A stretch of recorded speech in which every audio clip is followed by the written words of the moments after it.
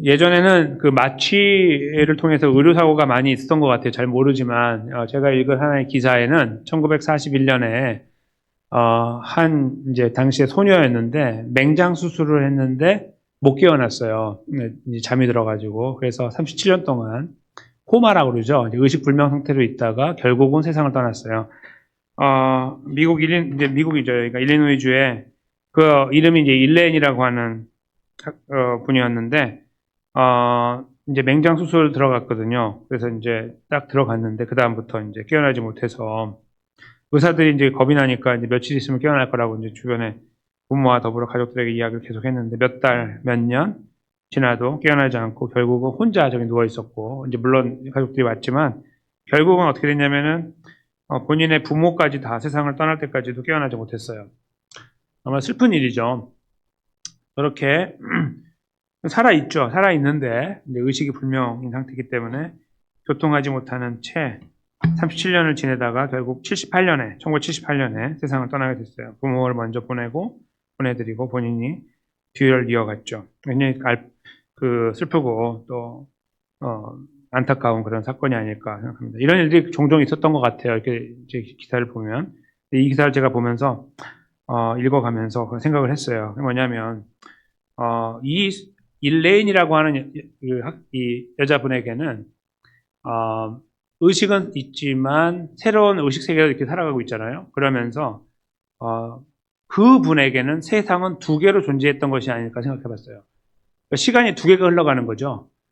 그러니까 저분에게는 지금 그 내면에 본인이 어떤 의식을 갖고 가고 있는지 몰라요. 그쵸? 그건 우리가 모르는 거니까 가고 있는지 모르는데 바깥 세상하고 교통을 못 하잖아요. 이렇게.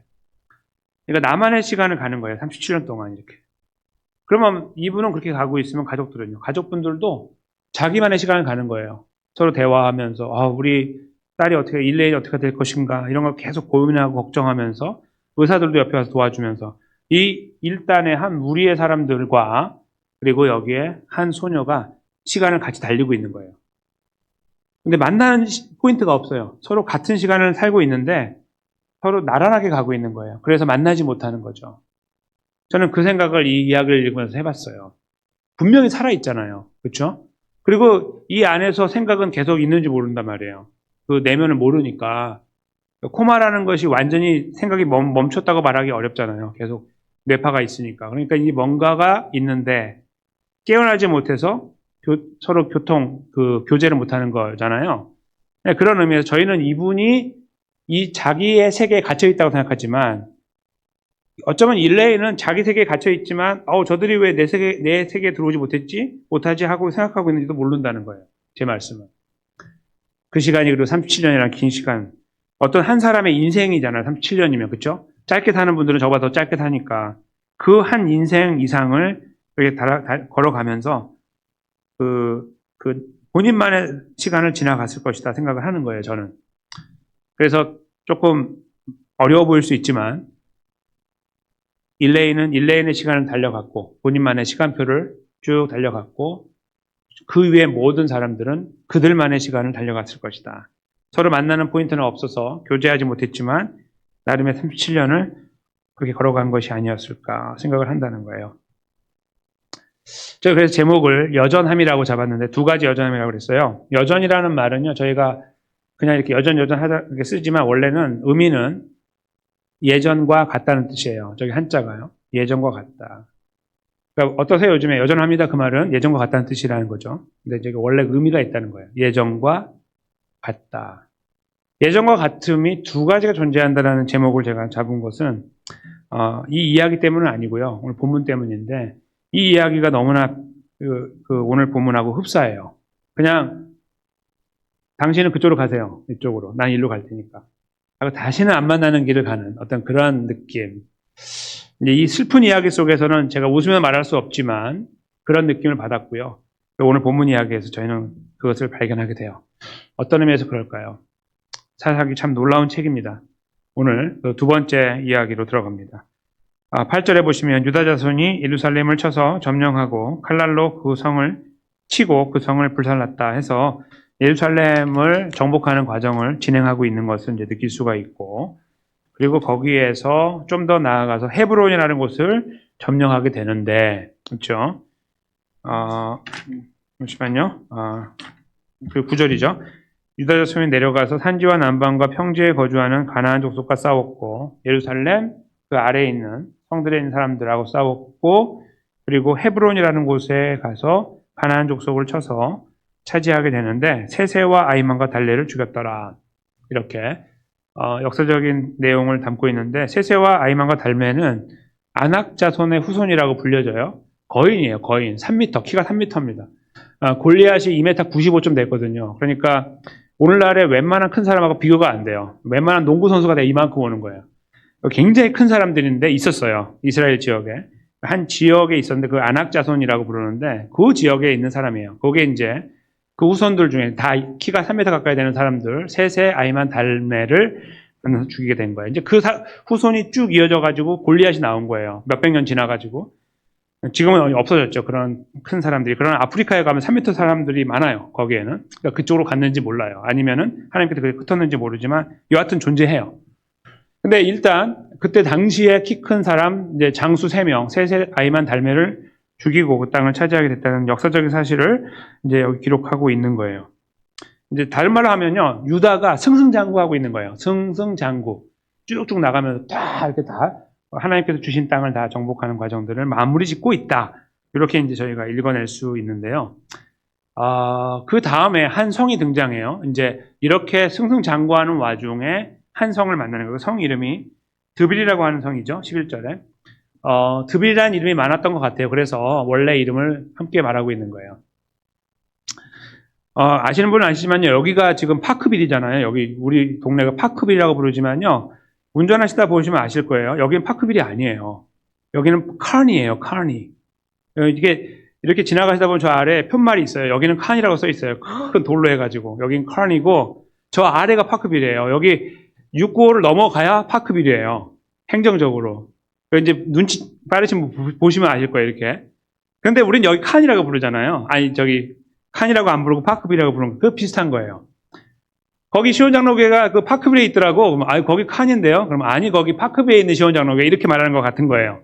뭐가요? 여기 말하는 드빌인데 기랴세벨이라고 원래 이름 말해주는 것 같은 거예요. 그렇게 연결해가지고 사람들은 연결을 하거든요. 지금도 마찬가지잖아요. 그렇게 이제 연결해서 저 드빌은 어떤 많은 드빌 중에 한 곳인데 기랴세벨이라고 하는 곳이었다는 특정하게 이제 그 지역을 말해주고 있는 거예요. 왜냐하면 중요하기 때문에. 근데 그 지역을 이제 점령하는 과정이 이제 나오는 거예요. 그러니까 승승장구하는 점령의 과정에 하나의 사건이 있었던 거예요. 그 사건을 이제 말하고 있는 거예요. 11절부터. 그 드빌이라는 것을 점령하는 사건인데 12절이죠. 갈렙이 말하기를 기랴세벨, 그 드빌이죠. 드빌을 쳐서 그것을 점령하는 자에게는 내 딸 악사를 아내로 줄 것이다 라고 했기 때문입니다. 이제 여기에 에피소드가 시작되는 거예요. 네, 이걸 아무렇지도 않게 읽는 분들도 많이 계시는데요. 아무렇지 않게 읽으면 절대로 안 되는 이야기입니다. 여하튼 갈렙이 이야기를 했어요. 자기 딸을 준다고 딱 이렇게 그렇게 말을 하고 나서 이제 13절에 보면 갈렙의 아우인 그나스의 아들. 이게 이제 그 영어 성경이나 이제 그 히브리어를 번역할 때도 약간의 오해가 생길 수 있는데 뭐냐면 그나스가 아버지고요. 저기 그 누구죠? 온니엘이 갈렙의 아우라고 이렇게 이해하는 경우가 있어요. 갈렙의 아우의 이름이 자기 동생인데 온니엘이고 그 공통의 아버지가 그나스다 이렇게 이제 이해하는 거예요. 근데 여러분과 제가 알고 있는 갈렙의 아버지는 누구죠? 여분네입니다. 여분네. 그렇죠? 그래서 그런 해석은 틀린 해석입니다. 여기서 말하는 그나스는 그러니까 그나스는 갈렙의 동생인 거예요. 그 갈렙의 동생 그나스의 아들 온니엘이에요. 그래서 조카인 거예요. 조카 온니엘이 드빌 그리고 또 그 다른 이름으로 기랴세벨을 쳐서 점령했어요. 그래서 삼촌이죠. 자기 큰 삼촌일 수 있는 갈렙이 그의 딸 악사를 자기 사촌 악사를 아내로 받게 됐습니다. 그것이 이제 13절까지 이야기. 별 이야기 아니죠. 당시에는 이런 일이 많았고, 이제 그렇게 우리는 문제시하지 않았어요. 처음에는 다 이렇게 가깝게 안에서 가족을 이루어갔기 때문에 그런 문제로는 큰 문제의식을 느끼지 못하지만 여하튼 이런 일이 벌어졌다는 거 먼저 생각하세요. 그래서 이제 악사는 그의 아내가 되었어요. 그 다음에 이제 악사가 이제 출가해요. 결혼하고 이제 나가는데 누구한테 말하냐면 여기서 말하는 첫 번째 그는 갈렙이 아니고 자기 남편이에요. 온니엘한테 말해요. 부탁하는 거예요. 내 아버지 갈렙한테 밭을 구하자 이렇게 말해요. 그렇게 말을 했어요. 이제 이거는 뭐냐면요, 이렇게 선택을 주는 게 아니에요. 한번 우리 아버지 갈렙에게 좀 밭을 달라고 해볼까? 이런 게 아니라 강하게 부탁하는 거예요. 그렇게 했어요. 그런데 아버지가 오셨나 봐요. 그래서 이제 나귀에서 악사가 내렸어요. 이렇게. 이제 그 말을 둘이 하고 있는데 아버지가 오셨나 보죠. 그러니까 인사하려고 내리는 거예요. 내렸는데 갈렙이 물어요. 그래, 너 뭘 원하냐? 이렇게 물어보는 거예요. 그랬더니 이제 말을 해요. 15절에. 마지막 절에.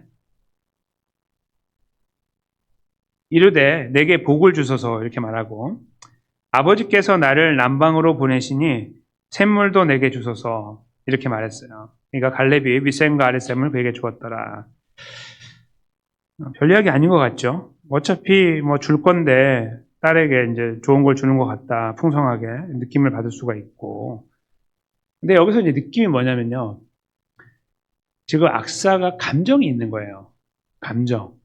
아버지를 향해서. 그게 뭐냐면 이제 복을 달라는 말은 이제 선물을 달라는 그런 뜻이에요. 당시에는. 아버지께서 나를 남방으로 보내신다는 게 이제 감정인 거예요. 남방은 여기서 말하는 게 뭐냐면 남쪽이라는 뜻인데 네게브라고 영어로 쓰고요. 실제 네게브 지역은 사막 지역이에요. 그러니까 지금 우리가 모르는 이야기 한 가지가 있는데 뭐냐면 여기 나오지 않는 갈렙이 이제 자기 딸을 자기 조카하고 결혼시켰잖아요. 그런 다음에 땅을 주기를 저기 험난한 곳을 준 거예요. 험난한 곳을. 저 아래쪽에 가라고. 원래는 지금 드빌을 정복했으니까 드빌에 살라고 하면 되잖아요. 야, 드빌, 네 남편이 얻었으니까 거기 살아. 이렇게 하면 될 텐데. 아버지가 그렇게 안 하고 다른 데로 보내고 있는 거예요. 남방. 몹쓸 땅으로 보낸다, 이 말이죠. 살기 어려운 척박한 곳에 보내는 거. 그게 딱 가슴에 맺혀 있는 거죠.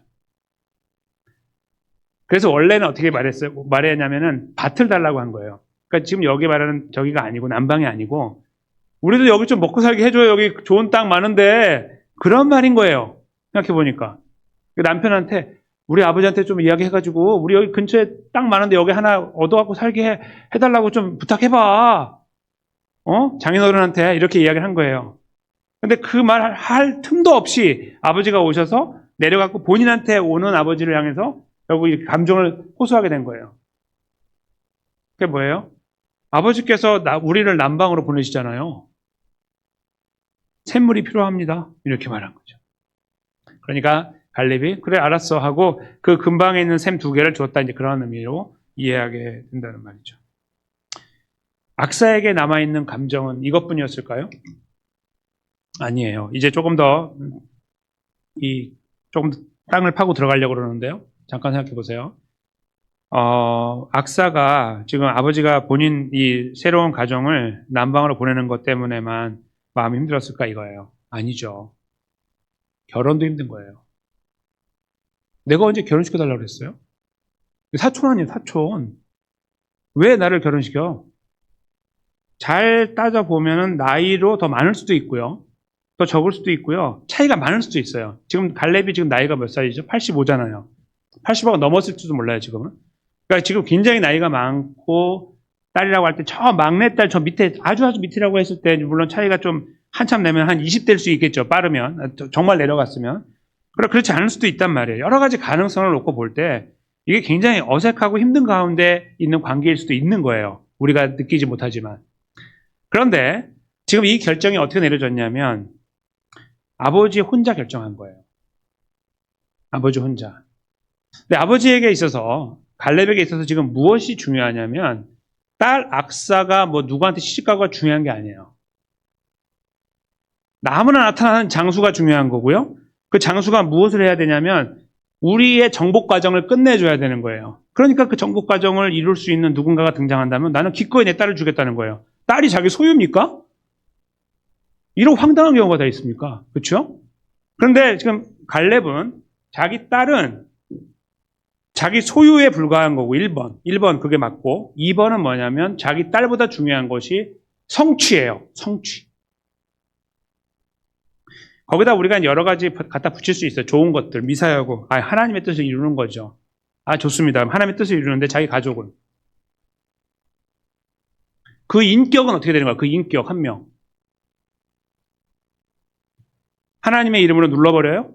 하나님 그런 분이었을까요? 과연? 잘 생각해보면 그렇지 않을걸요? 저희는 답을 모르는데 답을 모르게 해버린 거예요. 갈렙이. 자기가 결정해버린 거죠. 누가 달라고 했어? 온니엘을 말할 거야. 내가 언제 내 사촌을 달라고 그랬어요? 이렇게 말할 수 있고. 그리고 악사는 마찬가지죠. 이게 뭐예요, 아버지? 언제? 어머니는 알고 있어요? 이런 거 물어봐야 될 거 아니에요. 내가 그냥 말했어. 이거죠. 그래서 아버지 결정에 의한 결혼이 이루어진 거예요. 악사 마음에, 이 딸의 마음에, 어차피 이렇게 이게 운명인데 어떻게 이렇게 살아갈 수도 있겠지만 이 안에 지금 표현하고 있는 15절 말씀의 그 표현을 보면 여기 안에 분노가 맺혀 있는 거예요. 여기에 bitterness 여기 있어요. 누구를 향해서요? 아버지를 향해서. 그리고 그것을 표현한 거예요. 아버지, 우리 남방으로 보내시잖아요. 템 주세요. 이렇게 한 거죠. 아버지, 이것이 복입니까? 이런 말이도 될 거예요. 그렇죠? 내게 복을 달라는 말은 아버지 우리에게 복 줬다고 생각하세요? 남방을 보내는데 우리 저주하시는 거 아니에요? 혹시? 이런 의미도 담겨 있는 거죠. 아버지를 향한 분노가 이렇게 부드러운 표현으로 나오는 거예요. 어쩌면 그가 이 감정을 더 추스렸다면 이렇게 말했겠죠. 아버지 사위한테 물어봐요. 사위 여기 있잖아요. 이 위대한 장수 여기 있잖아요. 아버지 좋아하시는. 물어보세요. 이렇게 할 수 있겠죠. 왜냐면 다 이야기했잖아요, 벌써. 여보, 아버지 오면은 저희 밭 달라고 그래요. 그렇게 했잖아요. 여기 좋은 땅 하나. 그런 이야기 하고 내렸는데 갈렙이 와서 이야기할 때 거기서 훅 말해버려요. 왜? 컨트롤이 안 되는 거죠. 아버지, 저 말고 새로운 사위, 멋있는 사위한테 물어보세요. 내 남편한테. 할 말이 있는 것 같아요. 이렇게 할 거 아니에요. 다 이야기했는데. 그러면 이제 멋있게 사위가 장인어른 밭을 주십시오. 이렇게 말했겠죠. 내가 다 이야기 끝나고 내려왔는데 왜 갑자기 자기가 답을 하냐. 이게 눌러지지 않는 거예요. 추스러지지 않는. 그래서 확 말해버린 거죠. 아버지, 이따위 복 말고요. 진짜 복을 좀 주시라고요. 남방으로 가라고요? 그럼 셈은 왜 안 줘요? 셈이라도 주세요. 그래, 가져. 위아래 아래 다 가져. 이런 식으로 지금 이 가족의 대화가 끝난 거예요. 저는 이 안에서요, 무너진 관계를 봐요. 무너진 관계. 아버지와 딸의 관계가 무너진 거예요. 갈렙은 위대한 사람이 아니에요. 다윗도 위대하지 않아요. 가정 관리를 실패했거든요. 서로 죽이고 막 물어뜯고 있는데 그거 가만히 두고 있었거든요. 겁장이에요, 다윗은. 겁장이. 갈렙은요, 용맹한 장수였습니다. 하나님 사용한 사람이에요. 그러나 그 삶에 들여다보면 형편없는 아버지예요. 이게 뭡니까, 이게? 자기가 나가 싸우지, 차라리. 왜 사람을 모집해가지고 거길 정복하면 딸 준다고 무슨 놀이하는 것도 아니고 장난치는 것도 아니고 이게 뭐야, 이거예요. 이렇게 해가지고 자기 원하는 것을 쟁취했죠? 성을 딱 차지했잖아요. 딱! 게임 오버. 다 끝났어요, 딱. 자기 딸을 주는 거예요. 파는 거죠. 뭐 하는 겁니까, 이게? 그리고 자기가 하나님의 사람이에요? 이렇게 하고 있는 거예요. 이게 오늘 본문에서 저희가 꿰뚫어 봐야 되는 사실이라는 거예요. 아무렇지도 않게 읽으면 절대로 안 됩니다. 무슨 말인지도 모르고 끝나는 거예요, 이거는. 이거 꿰뚫어 봐야 되는 거예요. 이게 지금 무슨 일이 벌어지고 있는지. 그 둘 사이의 관계를, 그 감정을 느껴야 되는 거예요. 긴장을 느끼는 거죠. 딸은 이 결정에 대해서 굉장한 아픔을 갖고 있는 거예요. 아버지를 거역할 수는 없고 아픔이죠. 인생에 큰 아픔을 갖고 있는 거예요. 갈렙은 그걸 느끼고 있는지 안 느끼고 있는지 모르겠습니다. 당시 풍토가 이랬으니까. 이렇게 했거든요, 풍토가. 풍토를 따라가면서 아무렇지도 않게 했는지 모르겠죠. 하나님의 사람이라는 존재에 걸맞지 않은, 이렇게 하면 안 되죠. 근데 하나님의 사람인데 이렇게 한 거예요. 사람들이 이렇게 하니까. 그 상황을 저희가 여기서 확인해야 되는 거예요. 그 상황 때문에 관계가 무너지니까 어떻게 돼요? 딸이 아버지를 거역해요. 아버지께 와서 핏대를 세우는 거예요. 아버지, 이게 뭡니까? 나한테 제대로 된 복 주세요. 남방으로 보냈잖아요, 아버지가. 여기 좋은 밭 놔두고. 이게 뭐 우리를 저주하는 겁니까? 이렇게 아버지를 향한 감정을 폭발시키고 있는 거죠. 누가 잘못한 거예요? 악사요? 아니요. 악사 아니에요. 갈렙이에요. 지가 만든 일이에요. 지가 감수해야 되는 거예요. 내 나이 85세에 내가 이런 일 만나야 되는 거예요. 자기가 잘못했으니까. 그게 지금 상황입니다. 근데 여기서 저희가 한 칸 더 내려가야 돼. 한 층 더 내려가서 봐야 될 게 뭐냐면, 이게 이 사사기의 메시지예요. 이게 어떤 의미에서 그러냐면, 제가 처음에 사사기 처음 시작할 때도 엉뚱한 질문을 하고 하나님을 자기 멋대로 움직이려고 했잖아요. 하나님, 우리가 누가 먼저 올라갈까요? 언제 올라가라고 그랬습니까? 뭐 올라가 지금? 하나님 어떻게 할까요? 물어봐야 되는데 올라간다는 거 이야기하잖아요. 자기가 다 계획이 있는 거예요. 계획을 세워놓고 하나님을 끌어다 놓고 여기 딱 앉혀놓고서 하라는 거예요. 하나님 보고. 사사기가 1장부터 틀어지고 있는 거죠. 이걸 읽어야 된다고 말씀드렸죠? 지난 2주 전에. 여기도 똑같은 거예요. 여기도 똑같아요. 여기도 믿음의 사람 갈렙이니까 뭐 잘하겠지. No. 하나님께 묻지 않아요. 인간이 따라가는 길에 따라가면서 저 다른 지역의 다른 우상을 믿는 사람들이 하는 것처럼 딸을 바치고 아들을 바치는 이런 일들을 아무렇지도 않게 행하는 그들처럼, 아유, 죽이지도 않는데 뭐 다행이지 뭐. 야, 너 시집가 절로. 너가 가서 이거 이기면 이게 어디냐. 뭐 이런 거 이야기하고 있는 거예요. 그러니까 인간적인 관계의 틀어짐도 중요한 문제인데요. 진짜 더 깊이 들어가면요. 하나님과 관계에 엄청난 금이 가 있는 거고 그게 무너진 거예요. 하나님을 제껴놓고 자기가 결정한 거예요. 우린 이것을 자기 소견에 옳은 대로 행했다고 말하는 거예요. 사사기는 처음부터 끝까지 사람은 자기 소견에 옳은 대로 행한다는 것을 보여주고 있는 겁니다. 오늘 두 번째 시간으로 놀랄 것도 아닌 갈렙이 등장해가지고 버젓이 그 일을 하고 있는 거예요. 내 소견에 옳은 게 뭡니까? 기라세벨을 얻는 거. 누구 할 사람 손들어. 갔다 오면 내가 안 해줄게. 하나님, 기라세벨이 참 어려운 것 같은데 어떻게 하면 좋겠습니까? 지금까지 우리가 승승장구했습니다. 하나님 은혜로. 어떻게 하면 좋겠습니까? 왜 안 물어요? 지가 뭔데? 안 물어. 셋업을 다 끝낸 거예요. 다음 걸음 어디 남은 데 어디지? 기라세벨? 오케이. 기라세벨 딱 해놓고 이거는 어떻게 할까? 우리 다 가지 말고 좀 장수 보내갖고 한번 쳐볼까? 뭐 이런 이야기 자기 혼자 누구랑 이야기했는지 모르겠어요. 생각했어요. 딱 셋업해서 이게 누구 거예요? 자기 거지. 다 생각해가지고 세운 그 계획에 하나님 요청하는 거예요? 사실 요청도 안 하죠. 여기서. 자기 혼자 다 하고 나서 이렇게 브로큰 패밀리, 무너진 관계가 되는 거에 가만히 있는 거예요. 이렇게 보고 있는 거. 문제의식을 느끼는지 안 느끼는지 모릅니다. 이 상황에서는. 그렇게 이야기가 마무리되고 있습니다. 적어도 갈렙은 이러면 안 되는 거 아닙니까? 인간적으로. 지금 출애굽해가지고 여기 가나안 땅에 있는 사람 두 명밖에 없잖아요. 어른으로 치면 여호수아하고 갈렙. 하나님 역사를 여기까지 보고 온 사람이에요. 가장 용맹스럽게. 근데 마지막에 이게 뭐예요?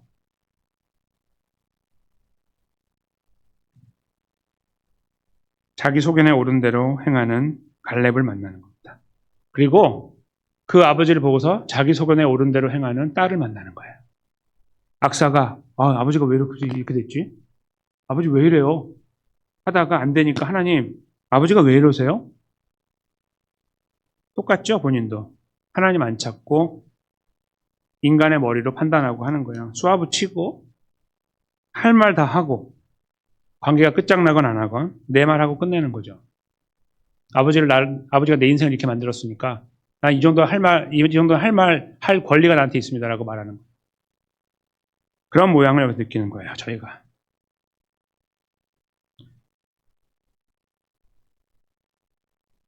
저는 이 말씀이요, 저에게 굉장히 중요한 사실을 말씀하고 있다고 생각합니다. 하나님과 우리는 평행선을 가는 거예요. 하나님의 뜻이 이렇게 쭉 한 선으로 가면 우리는 여기에 다른 한 선을 긋는 거예요. 이렇게 그어가지고 하나님께 만나서 방향을 하나님 걸로 바꿔가야 되거든요. 근데 나란하게 그냥 가요. 쭉. 죽을 때까지. 죽을 때까지. 왜요? 갈렙을 보면 보이는 거예요. 지금 하나님 불러가실 때가 다가오고 있는데 여기 길 가는 거예요. 적어도 이 사람은 그렇게 하면 안 된다고 느끼는 그 사람이 버젓이 그 일을 하고 있는 거예요. 하나님과 관계가 깨졌고요. 가정이 깨졌습니다. 믿음의 사람이라고 우리가 그렇게 생각하고 평가할 수 있는 가능성을 갖고 있는 갈렙이 이랬어요. 뭐 다른 사람은 오죽했겠습니까, 당시. 이 상황을 저희가 읽으면서 아유, 그거 잠깐 그랬지 뭐. 다시 돌아왔겠지. 돌아왔겠죠. 제가 말씀드리는 건 뭐냐면요. 우리는 여전하다는 거예요. 이 인간은 여전해요. 옛날과 같아.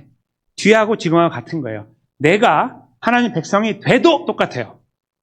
뭐가요? 내 이기적인 마음, 죄악된 마음, 용서하지 못하는 마음, 상대방을 누르는 마음, 세상의 욕심, 근심, 하나님 백성으로서의 고민해야 되는 것들을 버리고 다른 것들에 치중하고 살아가는, 우리 장로님 오늘 기도하신 내용하고 같아요. 그런 것들에 심취해 살아가는 것에 우리는 더 편안하고 좋아요. 잠깐 벗어나려고 하는 노력들이 있어요. 이렇게 탁탁 돌아오고 어떤 경우는 많이 돌아온 것도 있어요. 그러나 여전히 우리는 이 간극을 줄이는 과정은 가지만 이 접합점을 찾아갖고 완전하게 하나가 된 걸음을 걷지 못해요. 죽을 때까지. 아무도 가지 못해요. 하나님의 뜻에 딱 부합해가지고 100%쫙 가는 걸음에 아무도 서지 못한다는 거예요. 그걸 저희가 본문에서 읽는다는 겁니다. 그래서 세상에는 두 길이 존재하는 거예요. 같은 시간을 살고 있거든요. 아까 그 안타까운 분 있잖아요. 일레인. 그분의 걸음처럼 그냥 몰라 난 여기. 이게 내 길이야. 가는 거예요. 사람들도 왜 정신 못 차려? 이거 어떻게 되는 거예요, 우리 딸? 하면서 본인 그냥 라이프를 사는 거죠. 커뮤니케이션 못하고. 그렇게 가는 것처럼 보이는 거예요. 그렇게 하나님의 길이 있고요. 우리 길이 있는 거예요. 그리고 우린 그것을 끝까지 고집하고 가요. 여러분과 제가 100% 하나님 마음에 들지 못하는 존재로 살아가는 게 바로 그 이유예요. 100%일 수가 없잖아요. 여러분과 제가 우리 삶에서 많은 생각을 바꾸고 행동을 바꾸고 말을 바꾸고 이런 것들 하잖아요. 언행심사, 소위. 바꿔나가는 건 하지만 그게 얼마나 완벽하게 되던가요? 우리는 그 말씀을 들으면서 그 자극을 받고 가지만 그게 우리를 계속 그 자리에 끌어내리더니 어느 순간에 딱 접합이 되던가요? 아니잖아요. 지금 갈렙은 그걸 보여주고 있는 거예요. 한편으로는 우리보다 더 악한 존재를 갈렙이 이거밖에 안 돼서 그게 아니라 갈렙이 우리를 보여주고 있다는 거죠. 그러한 사람도 이것이라면 우리를 돌아볼 수 있는 그런 질문을 남겨주는 거죠. 오늘 본문이요. 이 두 가지 여전함이 쫙 평행선을 이루고 가고 있는데 만약에 거기 아무것도 없었다면 그 끝은 다 사망이죠. 근데 저렇게 계속해서 그 평행선을 이루고 가고 있는 우리를 구원하시기 위해서 예수님께서 이 땅에 오신 거예요. 이 선이 이렇게 가고 있다면 이게 들어오신 거예요. 우리가 들어와서 만나야 된다고 계속 말씀하셨다가 이게 안 되잖아요. 직접 오셔서 2000년 전에 이 땅에 오신 거죠. 예수님께서. 그리고 우리를 위한 구원을 위해 십자가에 돌아가시고 3일 만에 부활하셨습니다.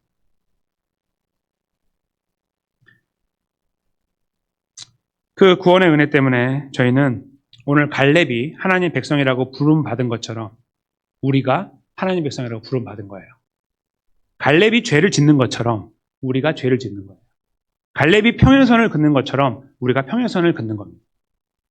갈렙을 보면 그래서 우리가 뚜렷하게 보이는 거예요.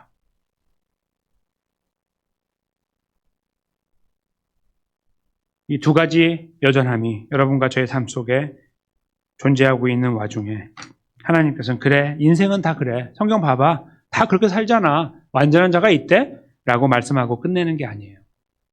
이 말씀을 통해서 하나님께서는 우리 현실을 드러내 주시는 거예요. 우리가 갖고 있는 어쩔 수 없는 현실을 보여주기도 하지만 우리가 갖고 있는 너무나 이기적이고 모난 부분, 죄악된 모습을 보여주고 계시는 거예요. 우리 성품이 이렇게까지 망가졌다는 것을 보여주고 계시는 거예요. 그래서 예수님이 오셨다는 것도 말씀하고 계시지만 더 나아가서 그렇게 살면 안 된다고 말씀하시는 거예요. 그러니까 우리가 이 말씀을 들으면서 다 그렇게 하되라고 하니 정당화가 돼가지고 아유 그냥 그렇게 대충 가 그냥 뭘 복잡하게 살아 그런 게 아니라 이 말씀을 들을 때마다 내가 어찌할 거라고 하고 가슴을 치는 거예요. 처음 복을 만났던 사람들처럼. 하나님께서 로마에 있는 교회 성도들에게 로마서를 쓰시면서 특별히 12장 2절에 도대체 우리가 하나님의 뜻에 대해서 어떤 생각을 가지고 살아가야 될지를 말씀하셨어요. 아주 분명하게. 즉 그들도 지금 죄를 짓고 있거든요. 저기 있는 사람들도. 로마서 읽는 사람들 다 죄 짓고 있어요. 지금 똑같이 우리처럼. 맨날 있지만 죄지요. 그들도. 그런데 그들에게 이 말씀을 하신 거예요. 바로 우리에게 똑같은 말씀을 하시는 거죠. 그게 뭡니까? 함께 읽겠습니다. 너희는 이 세대를 본받지 말고 오직 마음을 새롭게 함으로 변화를 받아 하나님의 선하시고 기뻐하시고 온전하신 뜻이 무엇인지 분별하도록 하라. 아멘. 생각 없이 세상을 따라가거나 아니 우리의 존재의 의미를 상실하고 늘 살아왔던 그대로 아무렇지도 않게 걸어가는 것에 익숙하지 말고 하나님께서 정말 원하시는 것이 무엇인지 선하시고 기뻐하시고 온전하신 뜻이 무엇인지를 분별하며 물으며 그렇게 해서 물으면서 살아가는 걸음에 서야 된다는 말씀을 하고 계시는 거예요. 왜요? 우리를 너무나 사랑하신 하나님 아버지께서 예수 그리스도를 이 땅에 보내셨기 때문입니다. 성탄절이 다가올수록 조금 더 예수님의 오심에 대해 생각할 수 있는 이유가 있고 근거가 있는데요. 오늘 말씀은 전혀 다른 말씀인 것처럼 보이나 같은 말씀이에요. 왜 예수님이 오셨어야 되는지, 그분의 오심이 우리에게 어떤 의미가 됐는지, 우리는 그래서 어디를 바라보고 어떻게 가야 될지가 보인다는 뜻입니다. 예수님을 생각하면 이 모든 이야기가 한 번에 보이는 거예요. 그럼에도 불구하고요. 우리에게 소망과 위로와 격려의 메시지가 성경에는 또 기록되어 있어요. 즉, 이 말씀을 통해서 우리가 가야 될 길을 다시 보여주시지만요. 우리를 격려하기도 하고 위로하기도 하는 말씀일 수 있는 중요한 말씀 한 가지를 또 남겨놓으셨어요. 항상 이 두 가지가 같이 가요. 그것은 무엇일까요? 스바냐 3장 17절 말씀이에요.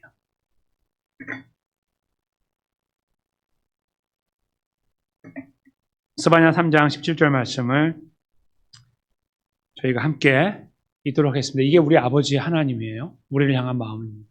함께 읽습니다. 너희 하나님 여호와가 너희 가운데 계시니 그는 구원을 베푸실 전능자이시라. 그가 너로 말미암아 기쁨을 이기지 못하시며 너를 잠잠히 사랑하시며 너로 말미암아 즐거이 부르며 기뻐하시리라 하리라. 아멘. 이 말씀의 상황에서 이스라엘은 이 말씀 하실 때 저째로 가서 보면 이 이야기를 들을 존재들이 아니었어요. 똑같이 우리처럼 살고 있어요. 갈렙처럼 살고 있고요. 에이 어차피 평행선 긋는 거야. 쫙 가고 있는 거예요 이거. 뭐 일 잘 되던데? 아니 딸이 버릇이 없더라고. 막 나한테 덤비고. 딸은 아버지를 향해서 아버지가 그따위니까 이렇게 말하고 그렇죠? 막 브로큰데 막 그런 관계가 그냥 살아가는 거예요. 근데 거기에서 성취했다. 막 뭐 하고 있는 이런 상황이에요. 똑같은 상황을 계속 반복하고 가거든요. 이스라엘 역사가. 뭐 왕이고 뭐고 다 소용없어요. 다 그래요. 제사장이고 뭐고 다. 그리고 21세기에 우리도 이런 상황 속에 있는데 그 상황 속에 주신 말씀이에요. 뭔가 좀 마음을 가다듬고 우리가 이렇게 하면 안 되지. 돌이켜야지. 이런 이야기를 하니까 말씀하신 게 아니라 그냥 똑같이 평행선을 긋고 있는데 말씀하신 거라고요. 그게 뭡니까? 너희 하나님 여호와가 너희 가운데 계시니. 어떻게 이게 가능합니까? 죄인들인데 가능한 거예요. 하나님이 정하셨고 이렇게 하기로 결심했으니까 가능한 거예요. 착하고 깨끗하니까 함께하는 게 절대로 아니에요. 우리는 계속 모나고 무너지고 죄악된 존재인데 한번 하겠다고 하셨으면 반드시 하시는 거예요. 절대로 안 떠나요. 그게 여기 말씀이에요. 너희 가운데 계시니 그는 구원을 베푸실 전능자시라. 너를 끝까지 인도해서 천국까지 꼬린시킬 거다. 집어넣을 거다. 거기에 완전하게. 그게 말씀이에요. 그가 너로 말미암아 기쁨을 이기지 못하고. 뭐가 기쁩니까? 슬픔이고 괴로움이지. 기쁨을 이기지 못하고 너를 잠잠히 사랑해요. 왜 사랑하냐고요? 너로 말미암아 즐거이 부르며 기뻐하겠다. 정신 나간 이야기예요. 스바냐 3장 17절은요. 정신 나간 이야기예요. 하나님이 갑자기 정신이 나갔어요. 말도 안 되는 이야기예요. 지워버려야 돼요. 지금까지 이야기 맞지 않아요. 이게 무슨 이야기입니까? 근데 이것이 하나님 말씀이고 불변의 말씀이에요. 그리고 이 이야기를 여호와 하나님께서 성삼위 하나님께서 계속 역사 속에서 이루어 오신 거예요. 2000년 전에 예수님이 오신 것은 바로 그것을 종지부를 찍기 위해 오신 거예요. 계속 이렇게 약속만 하시다가 이제 종지부를 찍으신 거예요. 더 이상 할 필요가 없는 걸로. 예수님은 그래서 이 땅에 오셨어요. 이 일 때문에 구원을 베푸시기 위해서 기쁨을 이기지 못한 너를 정말 기뻐하기 위해서 너를 정말 사랑하기 위해서 너를 끝까지 즐거워하며 기쁘며 부르기 위해서 즐거이 부르기 위해서 예수님이 이 땅에 오신 겁니다. 우리는 아무것도 하지 않았고요. 우리 예수님께서 다 하셨어요. 그리고 우리는 그 은혜를 힘입어 하나님 백성의 자리에 서 있는 겁니다. 평행선을 그으며 가는 것을 끝까지 어쩌면 인정하지 않고 가는 어떠한 부류의 사람들이 있을 수 있습니다. 잘 생각해 보세요. 이것은 갈렙이 우리보다 못 냈기 때문에 다윗이 정치가 바빠가지고 가정을 돌보지 못한 게 아니에요. 다 그게 그들의 한계였고 그게 우리예요. 똑같은 길을 가고 있는 거예요. 그러나 위대하신 성삼위 하나님은 우리를 향한 구원을 한 번 정하신 그것을 끝까지 갖고 가는 거예요. 우리는 여전히 죄악된데 붙잡고 가요. 하나님 이게 내가 이렇게 더러운데 함께 할 수 있습니까? 들어와 계시는 거예요. 뭐 청소 좀 해라. 아니에요. 그냥 들어오신 거예요. 그것이 우리와 함께 하신 예수 그리스도의 존재이고요. 성령님을 통하여 끝까지 우리를 지키시고 인도하시는 거예요. 여러분과 저의 삶을 돌아볼 타이밍이죠. 우리는 어디를 돌아봐야 됩니까? 어디를 봐야 됩니까? 단순히 우리에게 주는 위협의 말씀인가요? 똑바로 안 하면 가만 안 둔다. 그런 말씀인가요? 아니요. 그렇지 않아요. 하나님 그렇게 말씀하시죠. 그러나 그것을 다 스스로 담당하셨어요. 그래서 예수님이 십자가에서 못 박히신 거예요. 얼마나 분노하셨으면 다 찢어버리셨습니까? 그 육체를. 다 터져 나왔잖아요. 내장이 다 흘러나오고 살점이 뜯기고. 이게 하나님의 그 진노의 현상이에요. 더 해야 되죠, 원래는. 그냥 다 분해해버려야지, 몸을. 그것이 하나님의 진정한 이 분노의 표현 아니겠습니까? 근데 예수님은 그렇게 찢어버리신. 그리고 우리는 찢지 않는 거예요. 아무리 못나도. 아무리 바뀌지 않아도. 아무리 같은 길에서 갈렙처럼 너 지금 연수가 몇 살이야, 네가 지금? 하나님 경험한 게 얼만데 그거야? 라고 그렇게 말해도 그냥 그 길을 가는 그 인간을 붙잡고 있는 거예요.